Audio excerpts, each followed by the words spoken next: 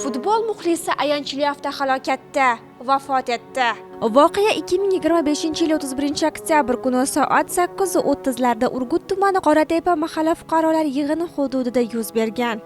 Pirvolda teshik toshda olti avariya bo'libdi.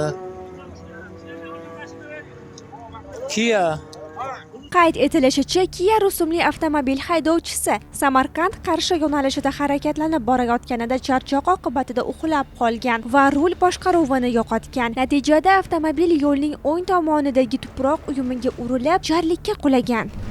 Oqibatda haydovchi va bir nafar yo'lovchi Urgut tuman markaziy shifoxonasiga olib borilgan, biroq yo'lovchi baxtsiz hodisada olgan tan jarohati sababli kasalxonada vafot etgani ma'lum qilindi.